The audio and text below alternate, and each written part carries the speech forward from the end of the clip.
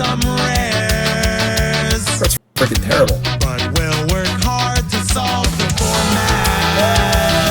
7 wins. And I'm sure we'll make it there. All right, what is up, my friends? Welcome to Bronze to Mythic. Showing up our account from Bronze to Mythic, episode number 1.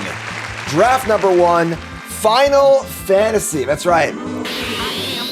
Final Fantasy time, and full disclosure, I've not played any Final Fantasy games before, so you're all going to help me out with the flavor, all right?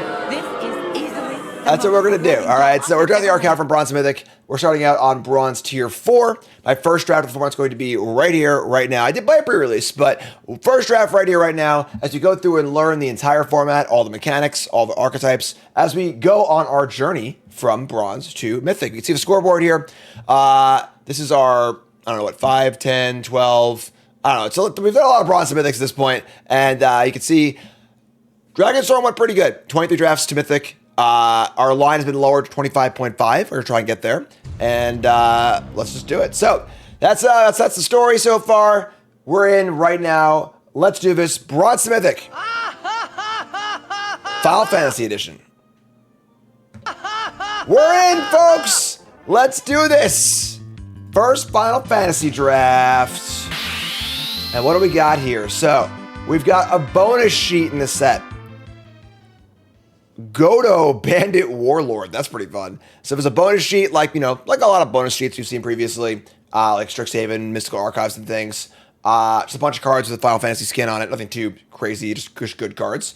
We got Venat, Heart of Hydaelyn. 3-mana 4/3/3. Cast legendary spell, draw a card only once turn. Then you can pay 7, tap, and exile this to exile a non-land permanent. Flip it over into the Mother Crystal. And that's pretty sweet, honestly. Godo Bandit Warlord does seem pretty fun. It's a mythic. I can't tell because the thing's so ugly. Well, sure. Not going to open these very often. They're like halfway between bonus sheets. I'm taking the rare, though. We're taking the rare. It's Bronze, but I'm going to read their cards. Just going to slam the rare, and we'll go from there. We got past another rare. Ultima, Origin of Oblivion. That beloved famous person. This one seems a little less exciting. It's just like a 4/4 flyer for 5 that attacks and kind of can ramp you or mana screw them. But that's pretty cool. It's a call as legends. I'm pretty in for that. We see Battle Menu here. Pretty fun card. Makes 2/2. Does a lot of things. Pretty good card. Not a card that ever has like a super high ceiling. It's like going to be efficient and pretty good, but not the most exciting. We got the summons in this set. These are Saga creatures, which are kind of like fading creatures because they go away eventually, but really, really cool. I love the design of these cards. They're really, really fun. And other cards, but yeah, we're just taking the rare. Just keep slamming the rares, folks. And get past some more legends. So there's obviously a heavy legend scene of this theme in this set, as with most Universes Beyond sets. They want to capture all the characters if possible. And the green-white theme is like a go-wide token theme, which Quina plays into. You make a token, you get a frog as well, and sack a frog, put a counter on this, so it doubles all your tokens, which is pretty good. And none we have makes tokens so far, but there's plenty of cards like this, with like the job select equipments, which are equipments that come with a token alongside of it. But you already have a dream job. And yeah, it's like a legend. I'm in. More legends, please. Oops, all legends. Stiltskin, Moogle Merchant. 1/2 lifelink. Pay 2. Target opponent gains control another permanent you control. If they do, you draw a card. Kind of a cool one, honestly. This is one of those really weird cards that reads really weird. But you can like give across. If you give it a creature if it's a die in combat, I think it still dies, but I don't actually know. You can give like a token or whatever else. I think this card's actually like pretty sweet. There's also a King of the Dwarves and a Summer Esper Rama. This is a like non-creature spell payoff. But yeah, I'm just gonna keep taking legends, right? Give away a saga responsive to the last chapter. Sure, that's great. So 4 picks, 4 rares, 4 legends. We are here for Final Fantasy. And now No more legends. We see Summon Shiva, 4/5 Saga, taps a thing, stuns it, tap a thing, stun it, draw a bunch of cards. A very, very important, I mentioned this in my set review, but it's very important to be able to understand or parse that the Saga creatures, think about how many times they can attack. So if it only has 3 chapters, it can usually only attack once. So it's like half a creature, half an enchantment. If it has 4 chapters or more, it can attack more times. It's more like a creature, but card's good. But we're just gonna take the Pulse. It's a Pulse Orvis Fate of the Sun Crystal, which is kind of worse than the Pulse, I think. I like the creature. Hate the Death Touch creature. I love me a 1/1 Death Touch for 1. And we get past another legend. This one's pretty good, but pretty off plan. 04 for 3. The blue. Honestly, a lot of the archetypes in this set are what you'd expect. You know, blue-red Spellslinger stuff and green-white go-wide stuff. Because it's not exactly like a beginner set, but they're definitely slanting a little bit towards simplicity for newer audiences. So, yeah, this card's really good. But we see 2 token makers here. The Castle Guard, which makes token when it dies, or if a job select 3/3. Pretty easy 2-drop, I think. You know, whenever you're close between 2 cards, take the cheaper card. It's a really good heuristic to have access to. We get past more green-white cards. We've got a Colosseum Behemoth. Good lord. That's big. Gigantic. 7/7 Trump for 7. ETB draw a card, disenchant. A White Mage's Staff, which is a 2/2 that can gain some life. It's also a token. A Gigantitoad, 4/4 if it gets bigger if you have 7 or more lands. And a Slash of Light. Damage for the number of creatures and equipment you control. So, I like the staff here. So, the 2-drop. Also a token, which is cool. Yeah, I'm in. Gain a little life. It's like a very, very mild life gain theme, I believe. And we see Galuf's Final Act. Plus, also, when it dies, put a number of counters equal to its power on 1 creature. Not really a trick, just like a weird buff effect. Really, really weird card. And we have a great removal spell in blue, which is pretty late. And a Commune Beavers. Take the blue card here. Commune Beavers is a card that, like, probably won't make your deck every time. Whereas this is a great card. We end up splashing it or playing whatever else. So... And go to Big 9, so we see the table. These are the cards that came back from our opening back. Kakator is kind of cool. It is a 3/3 for trample for 1, but you got to bounce it every other turn. But the rate there is really good. It gets to attack and then block pretty cheap as well. There's a Galacat, which is an artifact payoff, and then not much else. Take the 1-drop. Might not play it. And... this is an interesting card. I had trouble with this card in my set review. Weapons Vendor. 4 mana for a 2/2 ETB draw card. And then beginning combat your turn, you can equip for 1. I lost this card at the pre-release, and I was very surprised how well it played with all the equipment stuff. That being said, we're not really in equipment stuff, so I'm taking the 2-drop though. Just take the tapper. You are not alone. This card's pretty good. You know, we have the usual 1 mana +2/+2 instant trick, but this one is +4/+4 if you have 3 more creatures, which is like a super doable thing. It took the cat over the... oh, whatever. That's fun. That doesn't really matter, honestly. So, all right. So, green not seeming super open. We only have 2 green cards. We could possibly go into there. It is draft 1, folks. We're just kind of figuring it out. We're winging it. We open up a Memories Returning. This is a pretty good card. 4 mana for a draw 3, effectively. Reveal top 5. I choose 1, you choose 1, I choose 1, you choose 1, I choose 1. So the ones that I choose, I get to draw. The ones you choose go to the bottom. So you always get the best card. We could move into blue. You know, we really only have any good green cards. Yeah, in constructive, this card pales in comparison to stock up, but in limited, this card's pretty nice. We get a bow. An aerial unit, Affinity Returns. There's a blue-white artifact theme. Of course, each pair has a theme, as they always do. And the blue-white theme is artifacts. Zidane, Tantalus Thief. Can threaten things. Sure, I'll take the rare. I'll spec on blue. We already have his blue removal spell, which is great. So, the Wind Crystal. The crystals don't seem very good in draft. They're very, very expensive. That's how fast the format is. Wind Crystal is 4 mana for a medallion. Makes all your white spells cost less. If you gain life, gain double, but then tap it to give all your creatures flying and lifelink, which is pretty powerful. Chat saying this is the best one. I mean, Untapped agrees. I'm down to try out a rare. We also have Crystal's Chosen. 5 or 7 mana pump the team, make 4/2/2s. Pretty powerful card. And Summon Fenrir is awesome. I played this card a lot in Constructed. In the Nintendo Brews and stuff. This card was really, really good. That being said, I don't think we're green. I'll take the rare. Sure. I'll take the rare. Take the crystal. Oh, we get past a Summon Titan, though. All right. Sure. The beings you are attempting to summon... 7/7 for 5, mill 5, return all the lands, and pump a creature. So this is a 7/7 that gets to attack once, and then pump 1 creature for 1 big attack. So many rares. We also got Clash of the Echions, which is a fight or a lore counter thing. I love this card. Mage Tech Inventory, super fun card.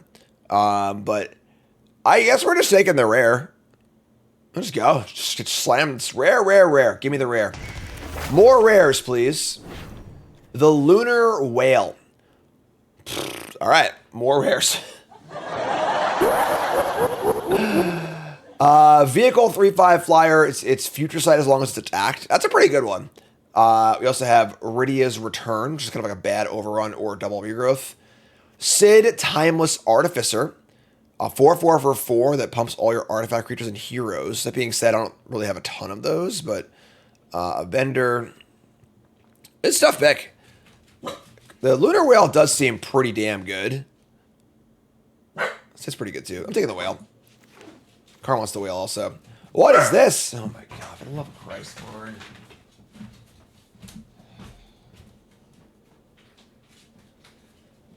Alright, folks. Karn's trying to ruin Bronze To Mythic.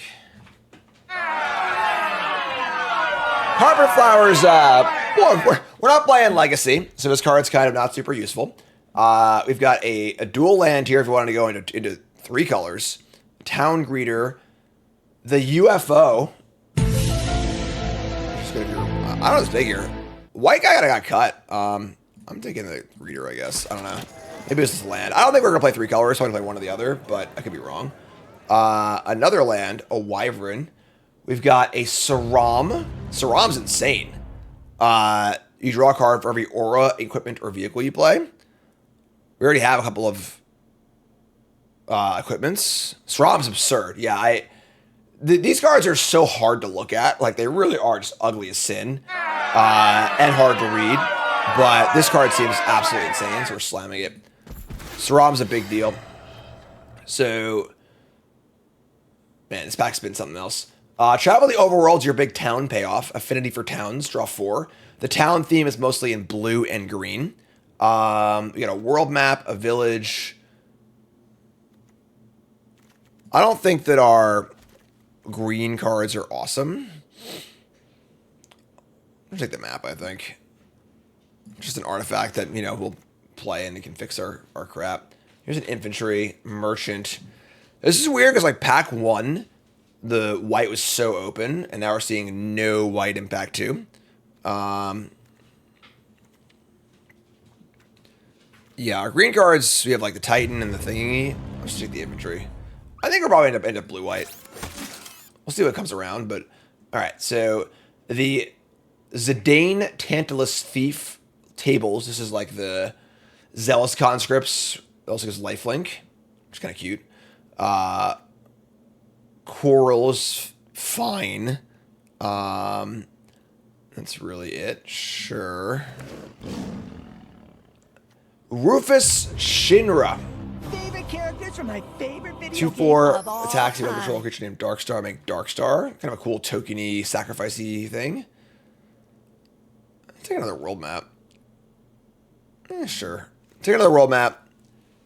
And man, we are really coming up short here on our white cards.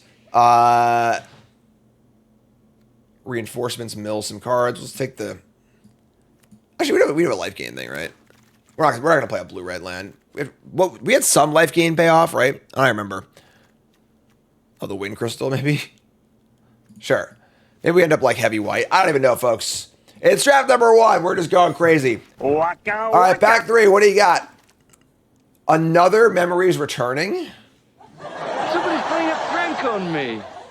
Also, a Genova Ancient Calamity, which seems really good. That's pretty off color. The White Auracite's pretty awesome. This is the artifact Mana Rock removal spell. Diamond Weapon. All right, let's look at our deck real fast here. We don't really have... We have what? We have... I think Splashing Lunar Whale is pretty reasonable, and the removal spell. So we can just, like, splash blue. I have no idea what to take here. This card's so good. All right, I'll take the Auracite. The more white we're playing, the better our crystal gets, too. Because we actually get to, like, reduce our costs on things. We can best a Ninja Blade. Just have a look at these top quality weapons. This card's pretty bad, I think. Snow Violers cares about the number of creatures in play. It's also a legend for our legend stuff. Deadly Dispute. This is fine. We have Garnet, Princess of Alexandria. It's mana for a 2/2 lifelink. Attack, remove a lore counter from a saga you control. Put a counter on this. We don't really have any lore stuff. We got a T-Rex, which is great, but I think we're not that green. I just want the white card. Autumn Reset, thanks so much. Take the legend. He's just this super cool guy, you know? Yeah. Okay.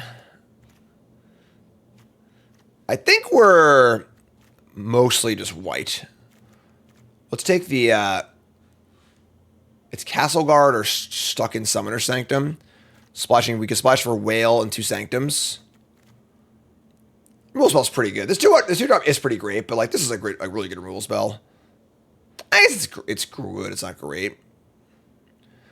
Kind of removal too. Yeah, I like this card a lot actually, but take this Summoner Sanctum.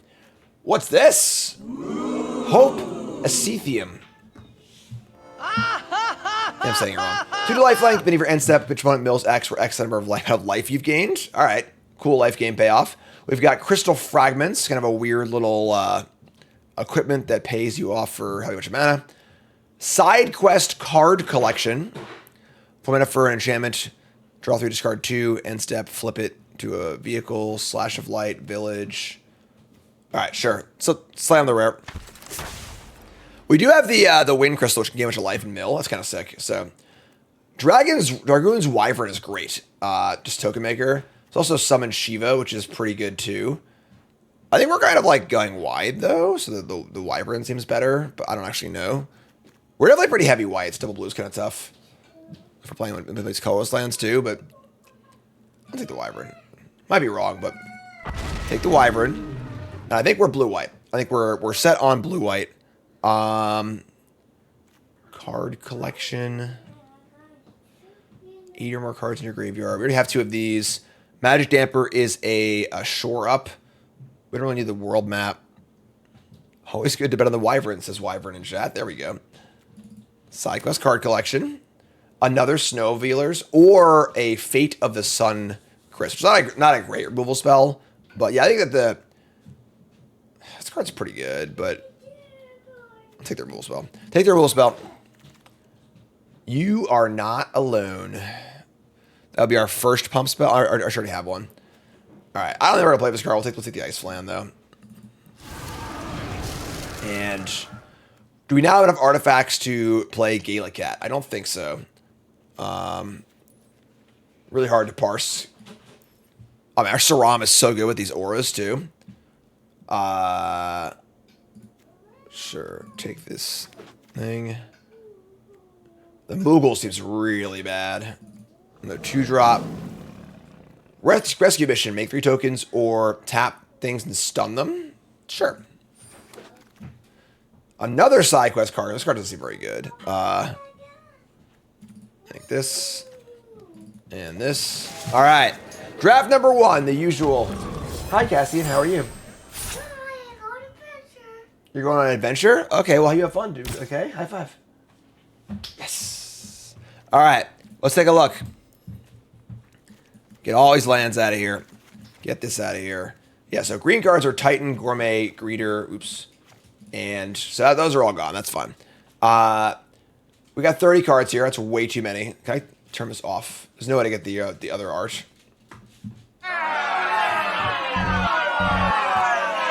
That's super tilting. I just wanted the original art, please. You could do that in March of the Machine. You were allowed to use real art. But sure. Alright, so a single copy of Mage Check Images isn't very good. Our 2 world maps are not necessary. We got a bunch of poopers, and cut the cat.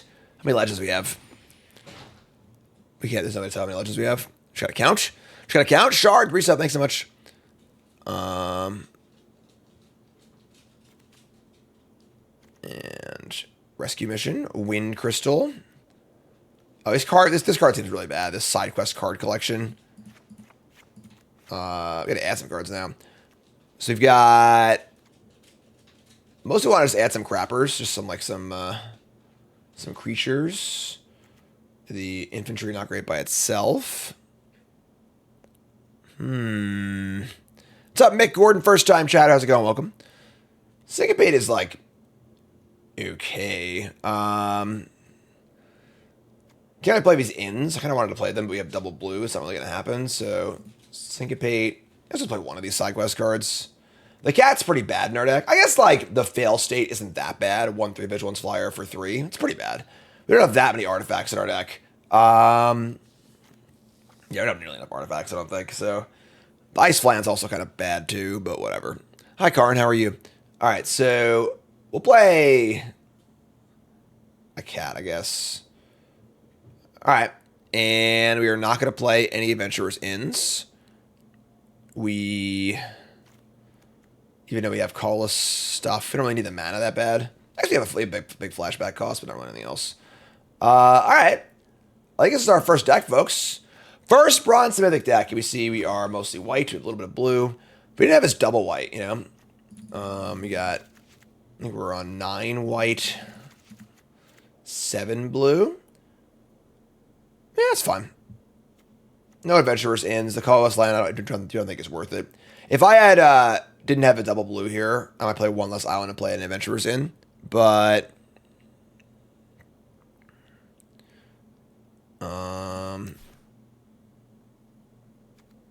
yeah, I think that's it. All right. Draft number 1, folks. Final Fantasy. I would say this is a little more cohesive than our usual first drafts. Our Saram is like pretty insane. You've got the staff, double summoners. Oh, I guess that's actually it. Well, whatever. Our deck's great. We got a bunch of rares, folks. If you're a veteran of the show, you know what time it is. It's prediction time. Time to place your bets. What do you think? 7 wins, yeah or nay? You two folks take a second, pause the video, scroll the comments, liking the video along the way, support the content if you like the show, and let me know, are you a believer or a non-believer? We are Bronze 4 with our blue-white deck. Let's do this. All right. Let's do this. Chat, welcome. And it's kind of sketchy, but we're going to keep. 2/2 drops on a pump spell. Draw land for these Snow Villiers. Bunch of rares, ready to rock and roll. Draw a land. Easy game. Bingo! All right. Cat Beast. Someone tell me in chat about what a Coriol is in Final Fantasy, because I got nothing. You gotta help me out, folks, in chat and the YouTube comments. Let me know all the lore stuff. So we see a Black Mage's Rod. So the black and red theme is about these. I guess it's about wizard tokens. These aren't wizard tokens, but this ping stuff. Ping stuff. So we draw another land, and I'm just gonna attack here. I pretty happily play a pump spell and then play the other creature. That's, no blocks is fine also, and then drop these Snow Villiers. Littlest video game character. Coming in. Taps a non-enchantment creature, which is honestly a really good design. Tappers are particularly good against these saga creatures, so having this like insane saga, anti-saga card you can do good. So, But you already have a dream job. all right, so they got another job select card here. They've got Dark Knight's Great Sword +3/+0, and has equip pay 3, so +4/+0 is pretty good. I think we're pretty happy. Just this is 3 or more creatures. So you have +4/+4. What do we say here in this show, folks? Send it. Try and get a block on the Snow Villiers. Double blue, we'll get there eventually. All right, sure. So we'll use our trick here. This is fine. And kill the big idiot. They can pay 3 and move us here if they want to, but 3's a lot. You know, realistically. I think a free equip cost is pretty cool. Not costing mana. You know, this set, there's a lot of equipment laying around with all these job select cards. Alright, so Black Mage's Rod number 2. And now I've got 2 2-1s in play. Seems to me that what you folks need is a hero. Yeah, not quite Adeline. Not quite. We draw Venet's Heart of Hydalee and something. More legendary creature cards than I've ever seen. Alright, they say go, they don't equip. I think we're just gonna attack. They probably have something here to kill my Snowvillers, but I just don't care, honestly. We have 2 good cards coming in card draw, so I'm just gonna play this and attack. 3 life is a lot, but like trading with these Snowvillers seems pretty important. If they have Syncopate, we're playing around it, which is awesome. Very important to know what the common counter spells are in a format, so you know how to play around them. Garrett resub, thanks so much. Welcome, folks. Bronze to Mythic, Father's Day edition, episode 1, the premiere of Final Fantasy. Here comes the trick. It is a ice magic. Take 1, take 1. Just an unsummon. They block and they unsummoned, which is interesting, I suppose. Now we get a draw off our Venet too, which is pretty good, honestly. So that was a pretty good exchange for us. I think an easy thing, you know, one of the important things about this show is we're going to be playing from Bronze all the way to Mythic. In these early episodes, we're playing against Bronze gamers who might be new to the game or small children or whatever else it might be. We're going to point out mistakes or things that are a little weird. Not to make fun of our opponents. The goal is to point out things so you don't make your own mistakes. I think bounce spells are a difficult card to kind of get as an inexperienced player. Whenever you play a bounce spell, you are losing a card. You are spending a card to not actually do or get anything. So it has to be worth it. It has to be a trick in combat, or I have more card draw, or I'm making good tempo, whatever it might be. Because when you bounce a thing like this and just don't really do anything, you're not really getting anywhere. So they're going to put the Great Sword onto the hero. They have a cargo ship, which is a 2/3 they can crew to block, which is kind of annoying, actually.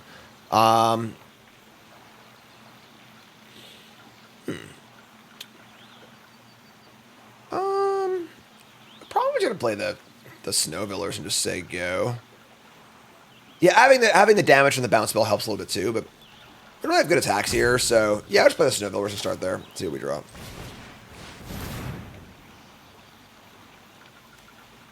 So draw a card off of Venet here. We just Syncopate, terrible draw. Play an idiot, and now I don't think I want to attack. Or all the blocks here are pretty good. Just say go. We're not in a huge rush. You know, the damage from these tokens will add up over time, but 14, not too bad. Chat's going crazy about the lore, which I like, honestly. Little Miss Video Game character?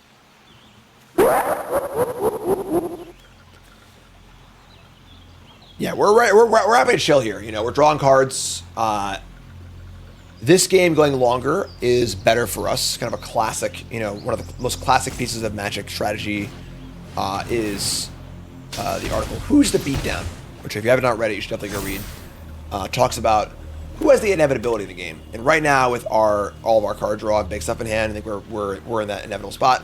That being said, they are dealing damage here or there, so every spell they cast. That was pretty good. It's a draw to add a counter.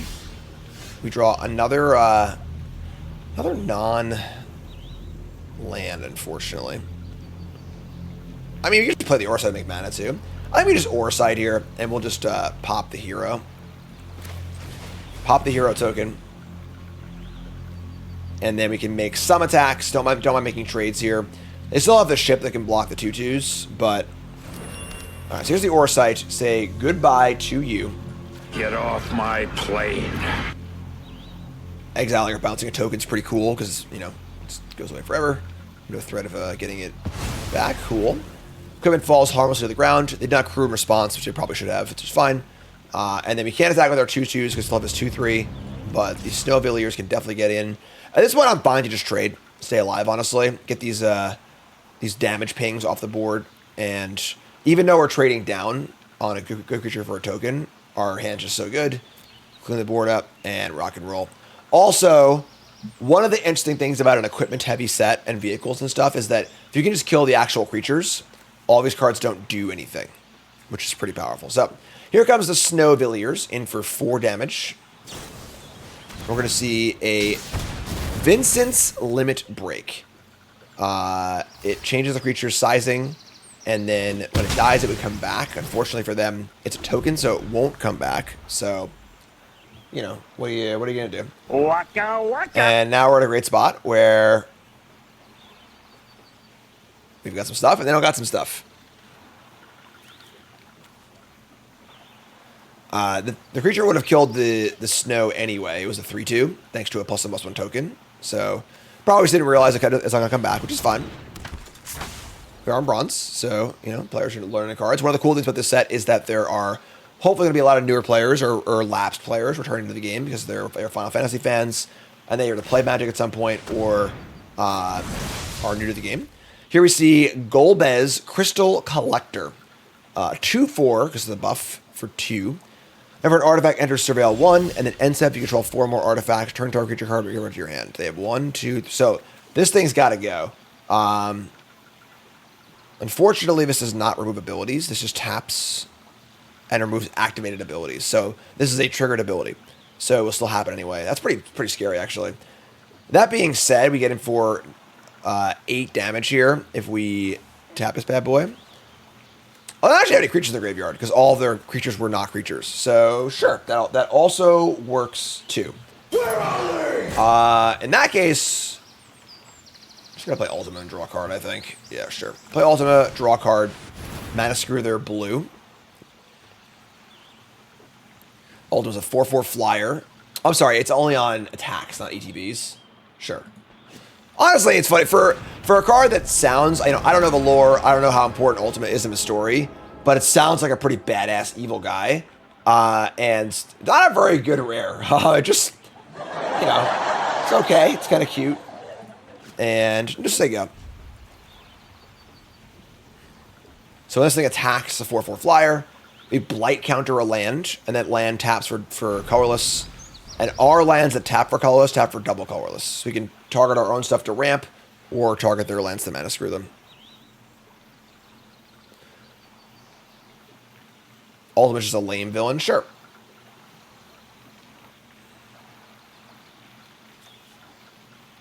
I don't know, folks. Listen, I don't know. I don't know things. My kind of town. So they got a colorless off of their cargo ship, which can only be used for artifact stuff. A couple artifacts on the ground. Control 8 or more artifacts. Each opponent loses life with power. Sure. They're going to fire up a Sephiroth's Intervention and say goodbye to Ultima. Gain 2 life.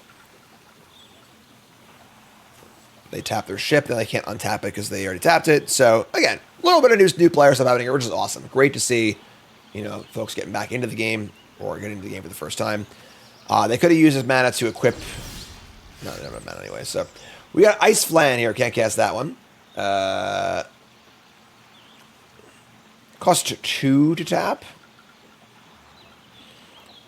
I mean, we could just, tap this guy and get him for a bunch. They're at 11 now, which is a little worse. We can cast the Sanctum and the Gala Cat. Want to keep applying pressure to the board. We could also Island Cycle and draw some cards, but at this point now we're pretty on the board. So yeah, we should get in here. Just get this out of here. Get in for a solid chunk of damage. Play another creature. Say go. If you find any other artifact, this becomes a 3/3 flyer, which is pretty good. So tap that bad boy. Get in. And here's the cat. There are 4. Bunch of stuff in play. Looking pretty good here. That's it, man. Game over, man. It's game over.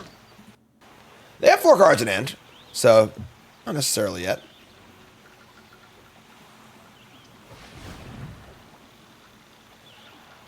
Sin?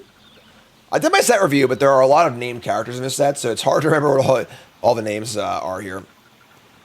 No reason to land cycle yet. You might land cycle at some point, but let's see what we draw next turn. Here's a Quirin Merchant. This is a town card. No towns in play. It's just a 1/4. They can equip the Black Mage's Rod. Now it's a 2/4, but they are at 4, and we can just kill them here. So we'll just tap down the Merchant and get in for lethal. Works for me. Looks like we got a victory here in our first game.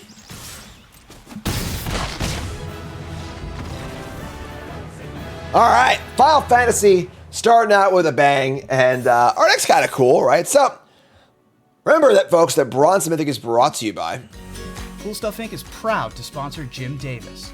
We offer great deals on card games and more. Get a free token featuring Jim Davis and take 5% off your next order if you use the code JIM5 at checkout. CoolStuffInc.com. Cool stuff in stock.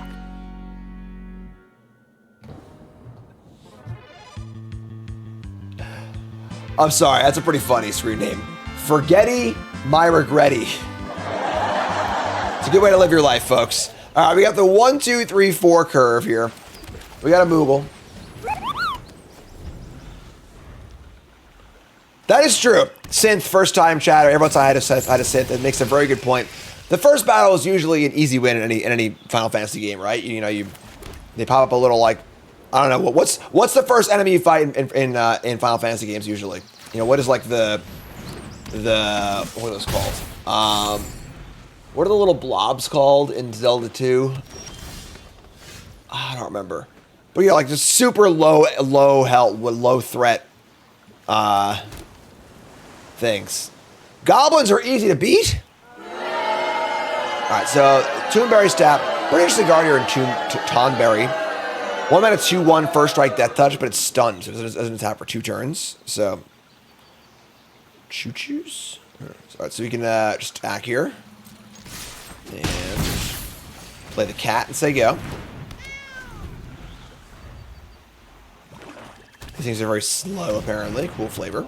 Here's X Death, Void, Warlock, ETB, and gain 3. Now, what important to know about this card is it's only really good on offense, which is good for us because we're getting in this game. Alright, so they got a 3/3. I think it's worth using a kill spell on. We have the a lot of go wide stuff happening here, and we could also give them the Aura Sight. I guess that would ramp them. It's different than No Ring, but sure, whatever. Tonberries are nightmare creatures that walk towards you very slowly, but if they reach you, they one-stop stab you. That is, look, that's very accurate. It's fun for someone who's like never played Final Fantasy before, because like I don't get any of these references, you know. The Lord of the Rings set, you know, ooh, that's Gandalf. That makes sense, you know. Oh yeah, Claim the Precious, got it. But for me, no idea. This is a Magic set. So they say go Tonberry on defense. They do have 3 mana up and 6 cards in hand. So they could just be mana screwed, right? They missed the land drop. Every time your opponent does anything in a game, anything at all, that looks a little bit weird. You know, if they go Swamp, Tonberry, that's a very simple thing. Nothing crazy. But didn't play a spell, didn't have the mana up. You got to stop and think, all right, what's going on here? You know, so they could have a trick or a removal spell, a pump spell, something like that. So we're going to pump the brakes here a little bit. We're not going to be tapping anything. Making the tokens is fine. They don't actually have that many payoffs. You can also just sacrifice them and draw cards. So we're going to get in here. I think the Muggle Merchant's going to stay home. And I don't mind trading guard for Toonberry. If they have a trick, I'm also happy with that trade as well. So we're going to attack and they're going to block. And they have a trick. They do not. So great exchange for us, right? We traded our creature for theirs. We get a hero token, which is very, very nice. Look at your hero! And I guess we're just going to make some dudes. Kind of want to leave up the activated ability on the Moogle Merchant, but that's a lot of mana to waste. So make some more heroes and pass along. seems to me that what you folks need is... Oh, I have 2 mana up with the R site. Nice. This card's really good. Mana Rocket's also an Oblivion Ring is super cool. So they have a Wanderings. This is on their main phase. This is not in the end step. So we're going to search for a land or town.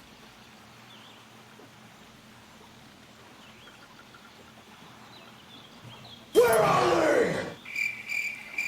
Probably one in there somewhere. I've been disappointed by just about everything else in this town. All right, so pretty big game. Opponents, definitely mana screwed. We could give them a token and draw a card. I don't think you want to do that, though. I'm just on tap. Let me draw a Snow Villiers. Sure. So, send it in. Play Villiers and just say go. You're currently beating up an opponent who has a little mana screwed. Didn't do too much this game so far. Thanks, Braun. Appreciate it. Father's Day edition of Bronze To Mythic. It is Father's Day. For all you folks on YouTube, you'll be watching this on Monday, but it was Father's Day. Sephiroth's Intervention. Kill the poor Snowvilliers and take 2. We draw the Lunar Whale. This is a nice one, folks. This also pumps our Galacat. So that's awesome. Top card is a land. So for this thing attacks, you can just play cards off the top of your... I wasn't done yet. What? Now there's a bird involved. Fine. Fine. All right, sure. Where we're moving on now. Doo-doo. Oh, man. This is nice, folks. Now this is fun. Saram plus an Aura. Saram is a really powerful magic card. 2 for 2. Just draw a card if you cast an Aura, equipment, or vehicle spell. Top 8 at a Pro Tour with this card. Ain't nothing, but gonna keep this. All right. Opponent was complaining because they're free to play and queued into a whale.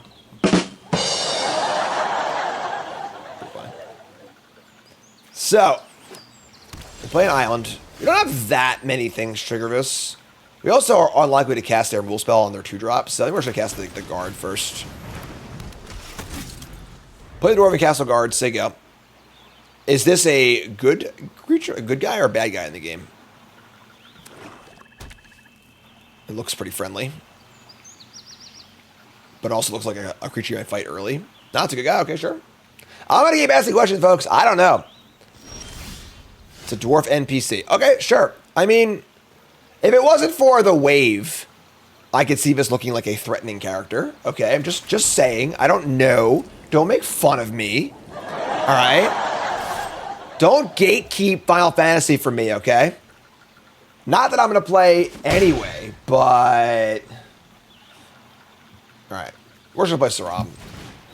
We only actually have 3 things to draw cards off of it. If they counter it or kill it, whatever. It is what it is.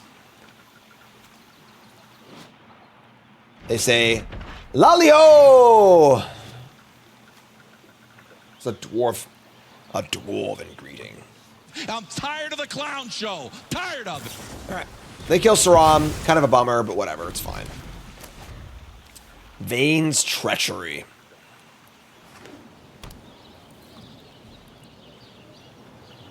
Capital City. Stupid tongue. Alright, well, not drawing too much here, but sure. Just gonna get it for 2 again and say go.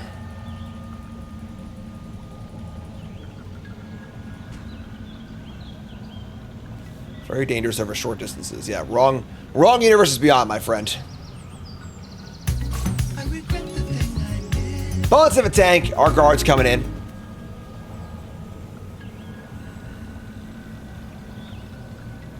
What is... Coming in. The guard, this guard is not gatekeeping. This guard is happily, the gate is open. This guard is happily welcoming whoever wants to know about Final Fantasy and their fandom in. They are ready to explain it all to them and welcome them in, whether they're a noob or a veteran. Attack for 2, opponent. I'm in control here. What's going on? Huh? Take 2. All right, your turn. Ain't doing much. Blue-black, kind of like control is the archetype for blue-black. Here is a Nazumi Trader. 3/4 creature. Lose a life, make a treasure, and then whenever it attacks, may sacrifice a creature or artifact use Surveil 2. So probably worth sticking in the Sanctum. It's big enough when we have 2 kill spells in our hand. We are drawing a lot of land, unfortunately, so yeah, whatever. Tap this bad boy, and keep the Dwarven train rolling. Opponent is not doing too much. Here comes a Scorpion Sentinel. So, one of the important things in Modern Day Limited is to look for the cards that merge the archetypes, right? So, the blue-white archetype is all about artifacts, and the blue-green archetype is all about getting a lot of lands in play.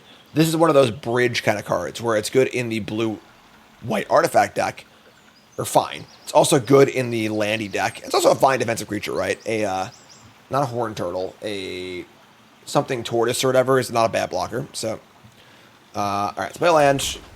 We're not attacking anymore. We're going to play our Venant, Heart of Hydaelyn. And if they have a Syncopate, we can pay for it. And if it lives, we get to do Hero's Sundering. We get to exile something and then turn it over into the Mother Crystal. 4/4 Indestructible Blessing of Light. So hopefully it lives. I'm sure say go here.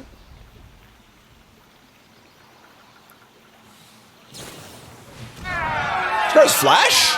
Oh, wow. I didn't even know that. This card's got Flash, folks. Look at that. That's fine, because we have the Fate of the Suncrest to destroy the enchantment. It'll also happen on the end step, so they won't expect it. We just untap and then pop it, which is great. Stuck in the Summoner's Sanctum from Final Fantasy X. Do you want corrections on pronunciations? Yeah, sure. You're saying it wrong. It's Leviosa. I'll probably still get it wrong, but all right. Jindor, Aristocratic Capital. We got an adventure, folks. Target player mills half their library rounded down. Sure. So, mill a bunch of cards. Goodbye to Auracite, Ultima, Ice, the Wind Crystal. Still have 14 cards left, which is plenty. And fun fact about that card. What is that card? All right, so we're gonna draw land. Goodbye, Wind Crystal. All right, well, we're gonna say go, and unfortunately, we don't got a ton going on here. We're gonna end step Fate of the Suncrest. The summon this can destroy. This is not like the usual tap stuff. They play Ultima, sure. Not like the usual kill a tap creature spells, and they can target any permanent on the full cost side. So they have treasure. They have an Ultima of their own. Here comes the 4/4, which is kind of lame, but sure. Take 4, and we need a lot from our Venant here, which we'll hopefully get. They didn't play the Adventure Land, which is a little weird, but destroying the enchantment to free our creature. Do a barrel roll. 2 mana, I guess 3 mana up total. 4 technically, because this taps for 2, because they have a colorless land. But they're Ultima. Alright, so free from jail. Untap. You know what I want. I've been asking for it for years. Don't you do it. No!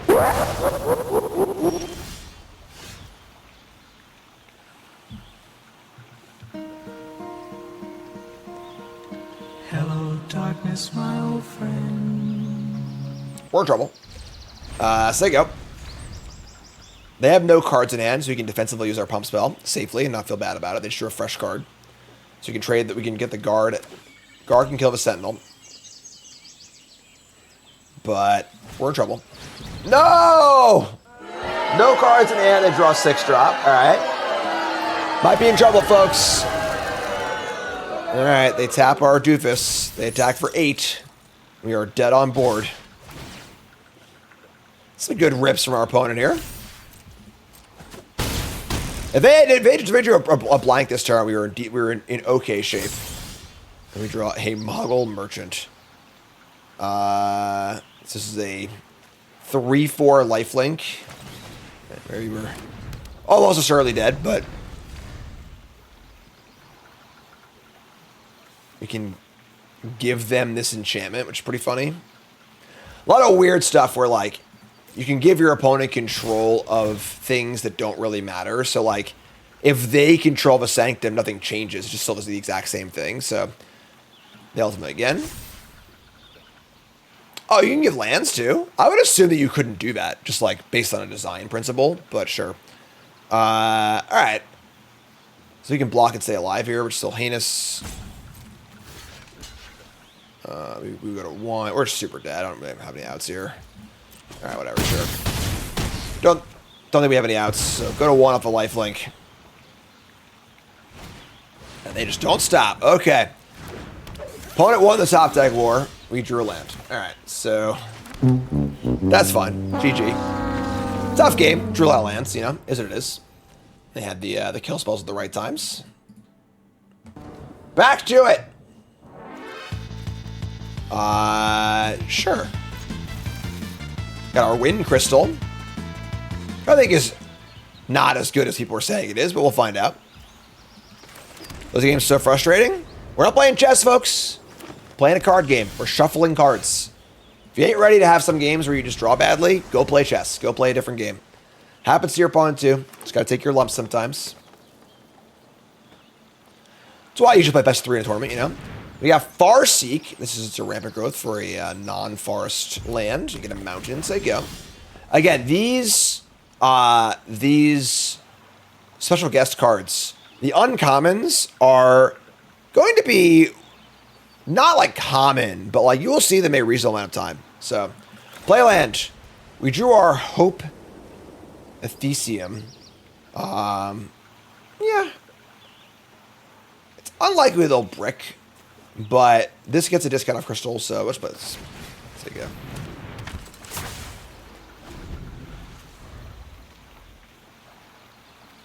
Hope Ethesium. They've got Rydia, Summoner of the Mist. 2 mana for a 1/2. Landfall, Rummage, discarding a Treachery. And they also can tap to return Saga cards from the graveyard. So the good news here is that we our crystal goes off and we can block. Could have a pump spell. They got it. They got it.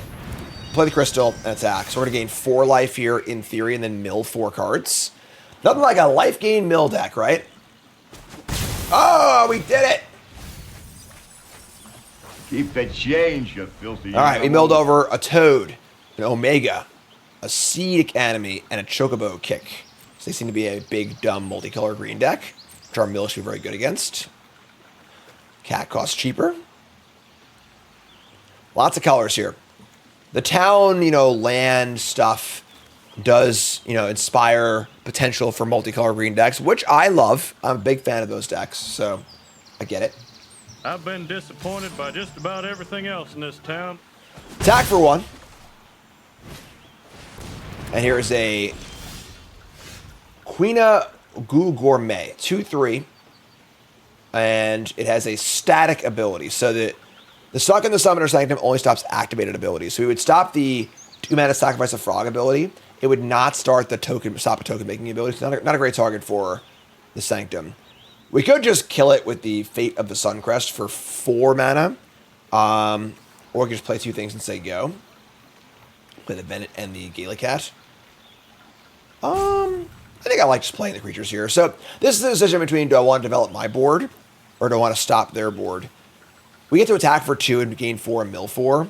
That's not like particularly relevant here, honestly. I'd rather put some bodies on the board. Spend our mana. We can kill a thing next turn. I have an even bigger attack. So let's play the Heart of whatever and play the Gallicat. Nice cost reduction here from our Pearl Medallion. And we'll just say go. And no mills. Now we draw a land, we can Ultima and draw a card off the Venant. We've got 2 removal spells in our hand, so we have good options all around.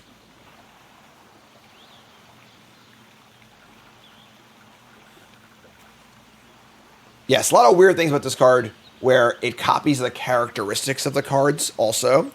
So if you had an effect that would like make a token with 2+1/+1 counters on it, the Frog would also have 2+1/+1 counters on it. So they discard a Travel the Overworld, a double blue card. They are nowhere near casting. Definitely hard to put together these multicolor decks. And Froggy getting froggy? Maybe yes, maybe no.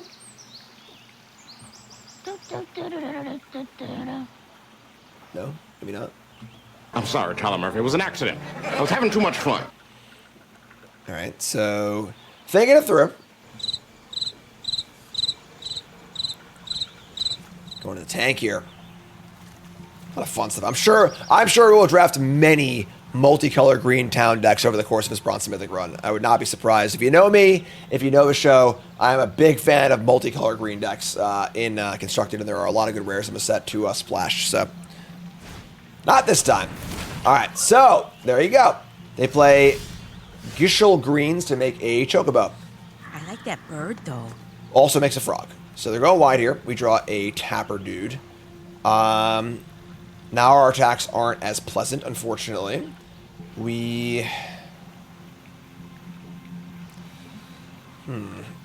a good tap down the Gourmet, but trading Hope for the Chocobo is pretty bad as well. Not ideal. I think we're just going to play the tapper guy, attack for 1 as they go. They got some mana up here, for sure. Cal get in for 1. Not quite Sarah Angel. This card's obviously much better in a actual artifact deck. Not very good in Urnak. It was our 24th card. Dink for 1. We also are building towards the inevitability of just 6 mana, give the whole team flying and lifelink, which will mill a bunch of cards with the Hope, and then just get it for much damage to gain much of life. So that seems to be the real draw of this card. Not quite there yet. And the Ultima can target our own lands as well to ramp us. So here's a Wandering. It's going to get a land or a town and put a counter on a thing.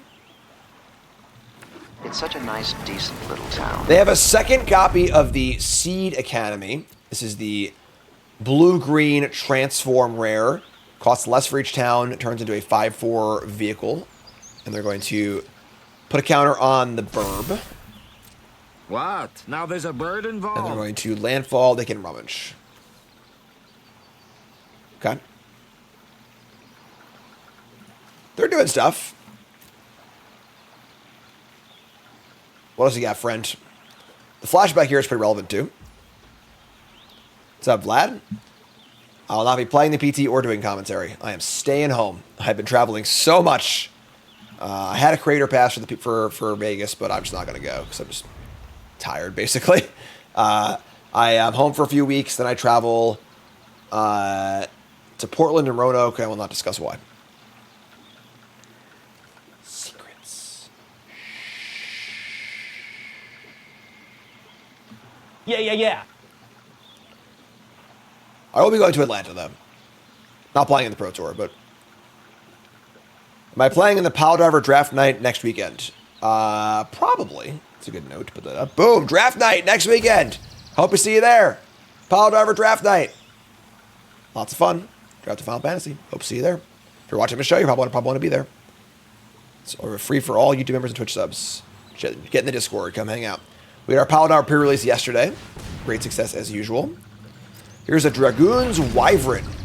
Sure. I'm not the hero. More tokens. They're really working this Froggy here. For Riot Games. No, I just came back from Riot Games. You missed it. I was away at Riot this week. Or last week. Doing some contracting work on their Riftbound, the new card game. I was there all week. Awesome week. Very, very busy. But really, really fun. And the game is sweet. I can't say much about it, obviously. I'm an NDA, but the game is pretty awesome. So, here comes the Quina Gourmet. They are attacking with their awesome token maker. They have some mana up. And they can sack a frog to put a counter on it, but this attack still looks a little sketchy. Maybe they're just saying they're out of token makers. No, because they have this thing too. Just destroy it probably, right? We can go for the... I like going for a block and making them sacrifice thing and then destroy it. So let's go like this. Always try and get the max value to your cards, right? So we do this. I'd be very happy with this exchange face up. They're going to use some sort of ability, whether it's sacrificing a creature or they're sack a frog, sure. So now it is a 3/4, and we are going to say goodbye. Get off my plane. So always look for the spots where you can get more out of your cards than just a removal spell, right? So that way we were able to get the card itself and a frog. Made them waste some mana, which is great. They play the Gold Saucer. Flip a coin, make treasure, sure. And cool. Get this up, thanks, Drac, appreciate it. We draw a Moogle Merchant, which is actually great with a Bennett in play. Just 1 mana draw card. Love it. So, let's do that. 1 mana draw card. We draw an island. Awesome. Play a land. And now we have a tap up. We don't really have any viable attacks, right? Too much crap on the ground, but I think we can pump. Then we can tap the Chocobo on their turn. And there you go.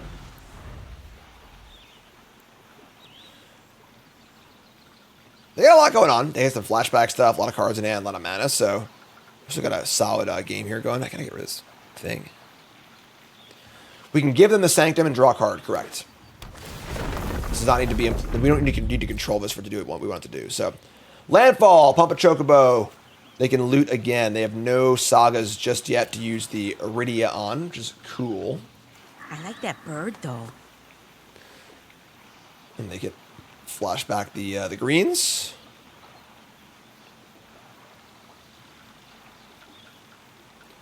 All right. What do you got, friends? We can cast the Sanctum or use our cat beast here. Lightning Kitty. Having this in play to draw a card off, it's kind of nice. They're going to stuck in the Summoner's Sanctum are Venet, which stinks. Sure.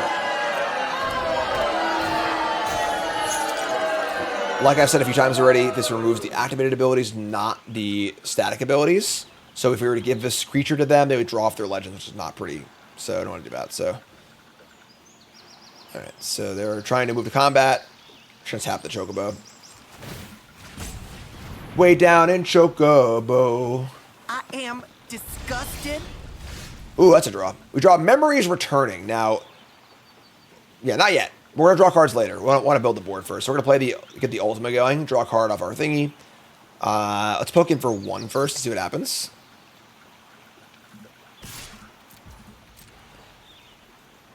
And dink for 1. Ultima is not an artifact, so no pumps there. Just a generic colorless card. Someone wants to explain to me why this character is colorless in Final Fantasy lore. I would listen. I would listen.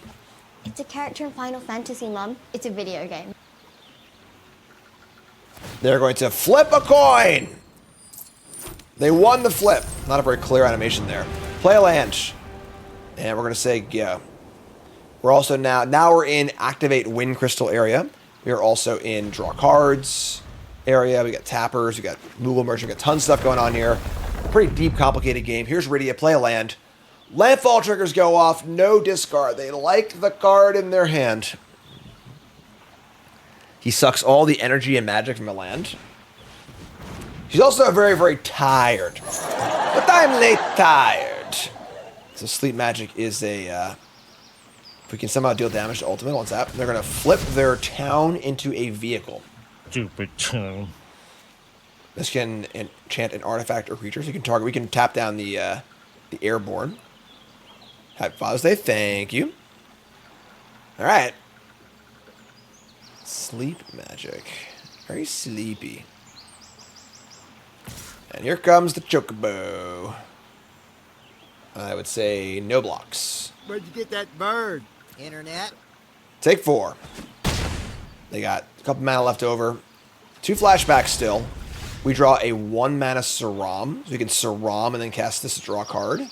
That's pretty awesome. I'm not going to lie. It's 4 mana total, and I can tap with this thing too. Or I can gift with the Merchant. I would give them Ultima, not the Sleep Magic, but they have colorless lands too. So, all right, so we're going to definitely Summoner Sanctum the vehicle. We have a Tapper up for something. Attack for 1. Yeah, we're getting there. We're just doing stuff quietly. Happy Father's Day. What did I get? I got to go to stream Bronze To Mythic for all you fine folks. Aww. That's what I got. Happy Father's Day. In for 1. Head start Mythic eventually, you know? That was a ride all week, so. Take one. Play Saram. Draw a card. Oh, man. 1 mana, draw a card, draw more cards. This card is nice. We draw a 1 mana doofer. I'm going to cast this now. If we draw planes, we can have a tap up and the cast this thing. Cast it down, just draw a card.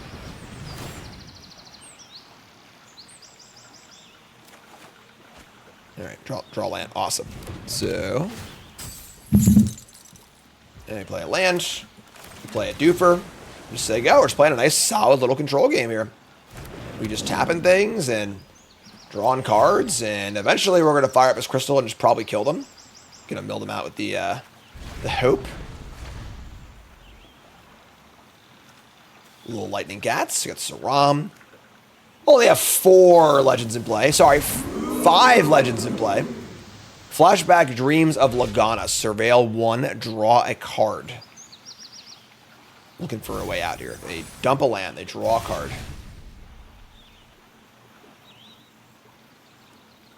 Will-O-Wisp. I like Tallow-Wisp, personally. Anyone? Tallow-Wisp? Pointless nostalgia. Raise your hand, chat. Remember the card Tallow-Wisp.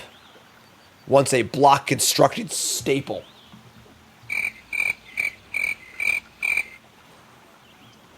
How did this happen? Lord! Resub. Side quest. Raise a chocobo. Where's the bird? You said you had the bird. Make a token. So. This is fine. They're kind of wide on the ground, but not really relevant. Tap down the biggest stacker. And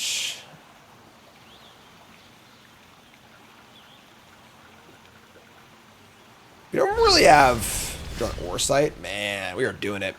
All right, so that second artifact for the cat.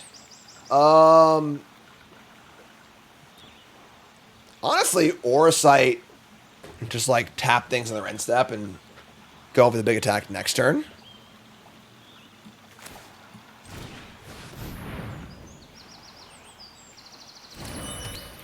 Alright, I'm just going to eat the token. And we're going to cast this Memories Returning. So, top 5 cards revealed. I take 1. Then they bottom 1. So we're going to get a card we want and 2 lands here, which is fine. We have 1 mana, so we have 2 mana for a tap. Let's take the Wyvern, and they'll give us a land. We take a land. So it's always draw 3 and always get the 1 card you want. It's a very good card, but the thing is for constructed, stock up is, it's very similar to stock up. Stock up is quite good. So coming in.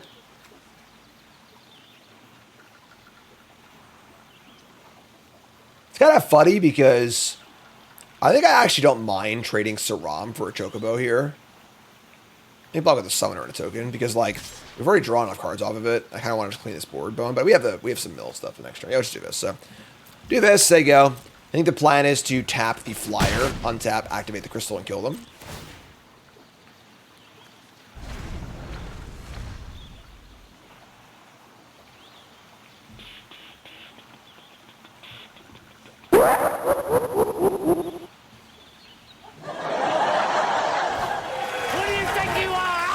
That is a big dinosaur, sure. Gain some life, doesn't actually matter on this board. Gain some life. We'll allow him to go to combat.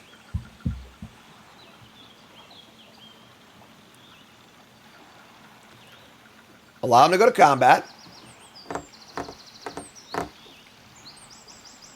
Birds are chirping. Songs are singing.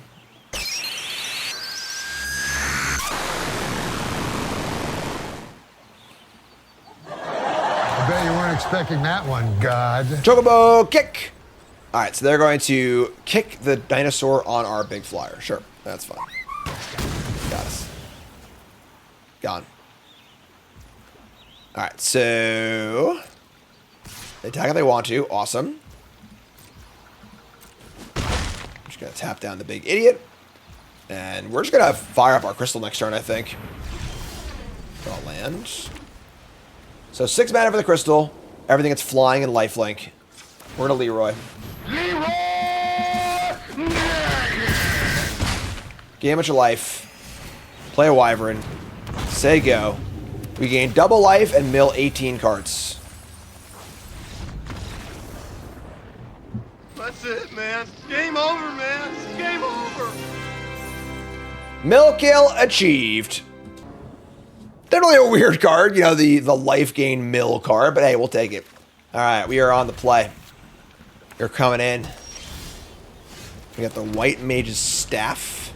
2-drop cat. We got 2 artifacts for cat, which is great. They have a staff of their own. All right there, Gandalf.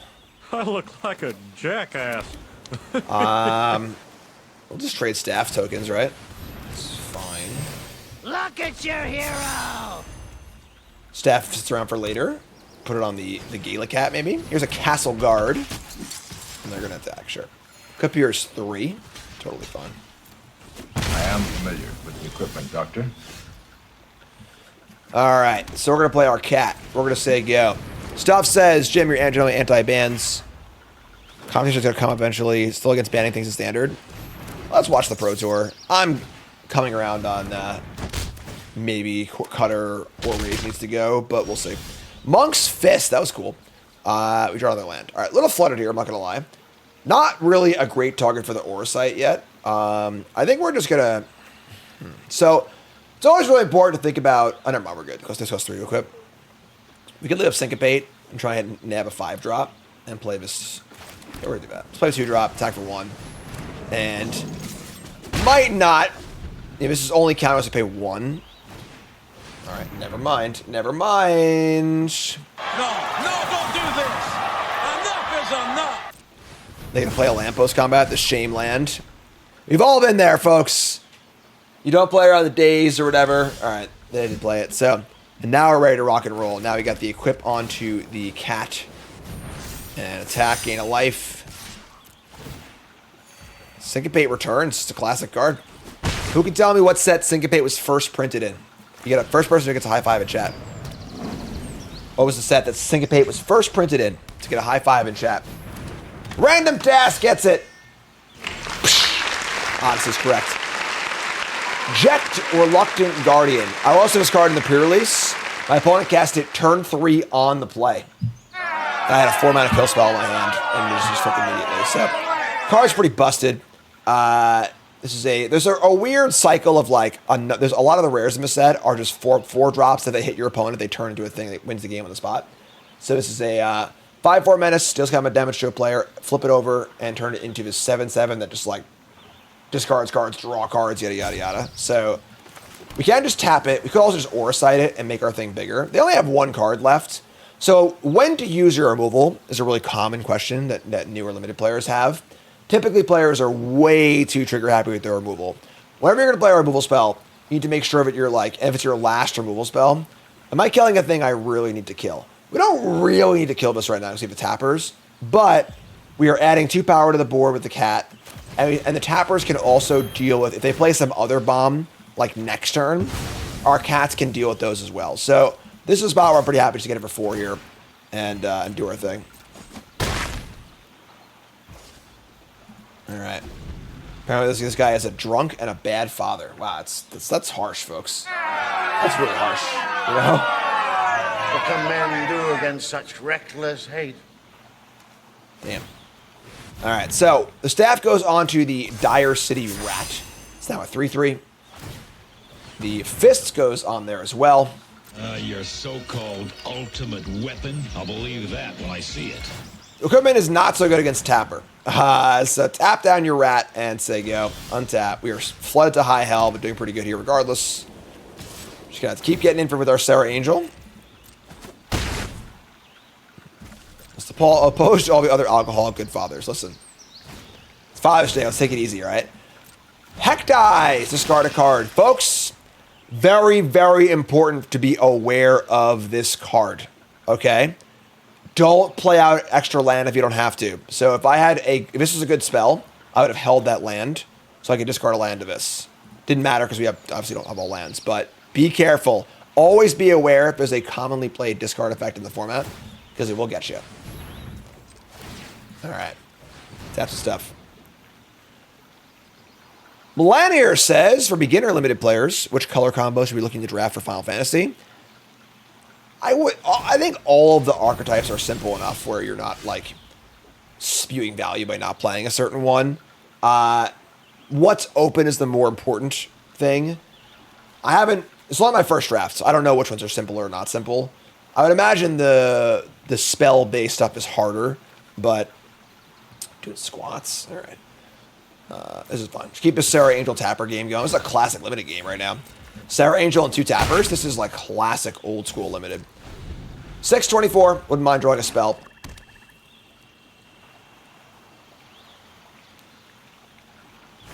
We see Gaius Van Belisar. 4 mana 4, a 3/2. Choose one. Each player sacrifices a token of her choice, a non-token of her choice, or an enchantment of her choice. So, sure. Kind of a weird card.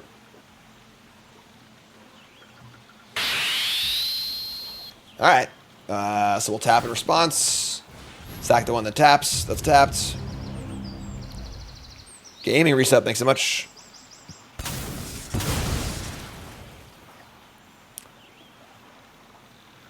All right. Move some equipment around. Gonna make this into a 4-power creature.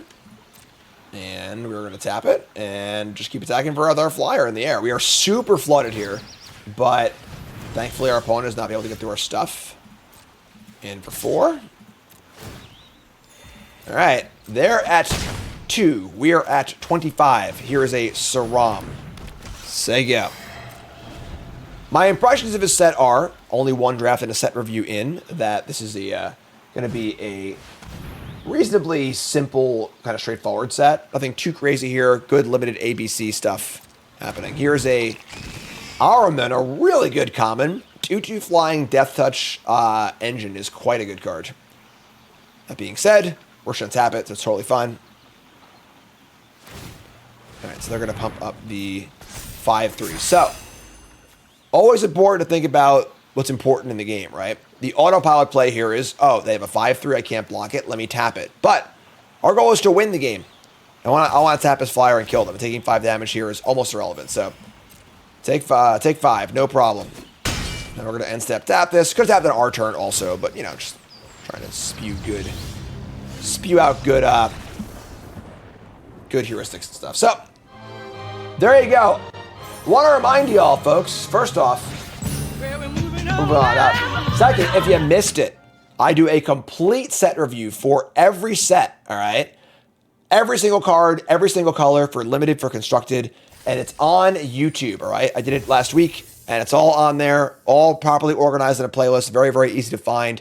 Check out my YouTube, Jim Davis MTG. It's on the main channel if you're watching on the Bronze To Mythic channel. And check out the whole set review where I go over everything, and give it a look. All right. Still a piece of garbage. Not a very good hand. One of the things when you're deciding whether you want to keep or mulligan is looking at the texture of the cards in your hand. It's not just like, how many lands do I have? Can I cast my spells, right? So we have 2 planes. Our deck is mostly white. We do have a 2-drop and a 3-drop and our removal spells. We just draw any land in our first few draws. We have a curve and a removal spell. But it's castable. It's 5 mana. It's a ways away. And then Syncopate, it's a blank in this hand, right? This is a card that gets good early on when you have mana to spare. This is a hand that has no blue and unlikely to have mana to spare as the game goes on. So this card kind of stinks.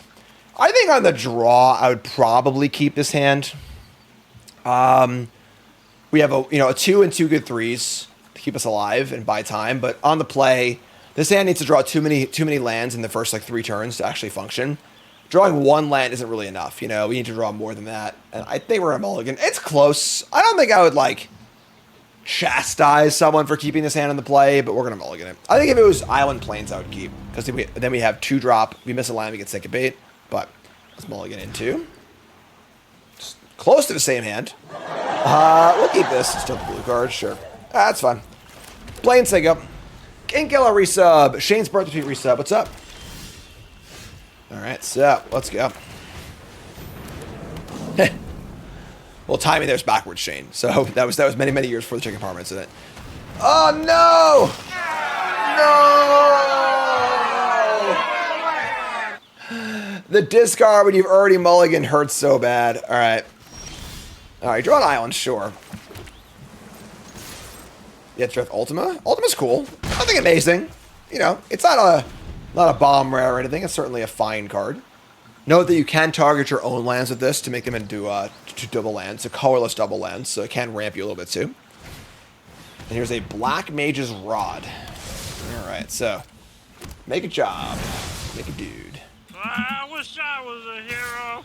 Take one, no problem.